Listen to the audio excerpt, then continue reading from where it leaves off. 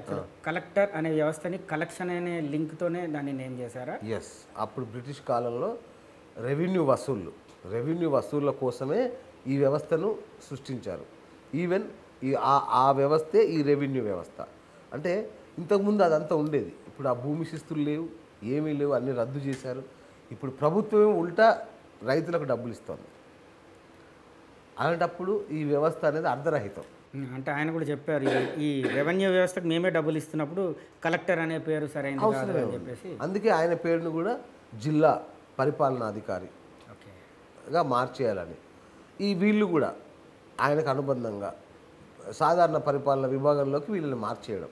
వాళ్ళు అక్కడే ఉంటారు, కాకపోతే గ్రామ స్థాయిలో ఉండేవాళ్ళు పంచాయతీలో విలీనం అవుతారు. ఎంప్లాయీస్ గ్రామ స్థాయిలో పంచాయతీలో విలీనం అవుతారు.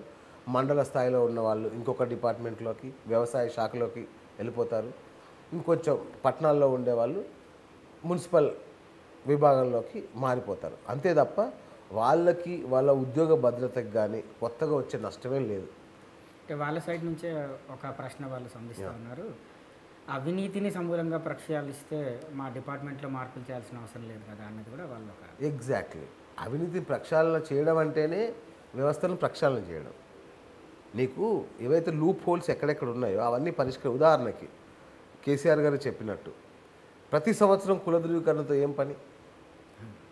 ఒకసారి పుట్టినప్పుడే ఇచ్చేస్తే ప్రతిసారి కుల ధృవీకరణ ఇవ్వడం, దానికి ప్రతి ఒక్కరు చేయి చాచడం, దీన్ని సమర్థిస్తున్నారు జనం కూడా. ఎగ్జాక్ట్లీ. ఇప్పుడు జనంకి తెలియని విషయాలు కాదు. ఈ విఆర్ఓలు అనేవాళ్ళు గ్రామీణ వ్యవస్థకి ఒక రకం గుండెకాయ లాంటి వాళ్ళు. సో వీళ్ళు ఎంత అరిచి గోలో పెట్టినా ప్రతి ఒక్కరు వీళ్ళ బాధితులు అనుకోవచ్చు, లేదా వీళ్ళ వల్ల సహాయం పొందిన వాళ్ళని అనుకోవచ్చు. ఎందుకంటే ఇప్పుడు ఏదైతే మన షాదీ ముబారక్ కావచ్చు,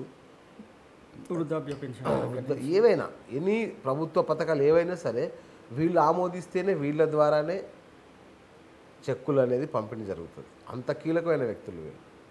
సో ఇప్పటికీ అది ఉంటుంది అని చెప్తున్నాడు కేసీఆర్. ఆ పనుల్లో ఎలాంటి మార్పు రాదు, కాకపోతే శాఖలు విలీనం చేస్తారు. ఎందుకు అంటే ఇప్పుడు చూడండి, రాష్ట్ర వ్యాప్తంగా 32 శాఖలే ఉంటాయి. అంటే రాష్ట్ర స్థాయిలో 32 శాఖలు ఉంటాయి. అవి జిల్లా స్థాయికి వెళ్ళేసరికి 50-60 శాఖలుగా మారుతున్నాయి. ప్రతి శాఖకు హెడ్, ప్రతి శాఖకు డిపార్ట్మెంట్లు, దానికి ఒక హెడ్. ఈ యొక్క వ్యవస్థ అనేది అస్తవ్యస్తంగా తయారైపోయింది.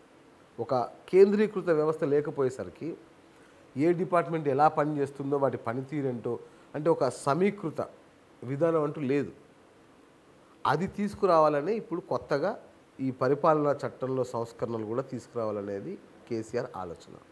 నిరంతర న్యూస్ అప్డేట్ కోసం ఛానల్ ను సబ్స్క్రైబ్ చేయండి. పక్కనే ఉండే బెల్ సింబల్ ను క్లిక్ చేయడం మర్చిపోకండి. అప్డేట్స్ ని మిస్ అవ్వకండి. Thanks for watching.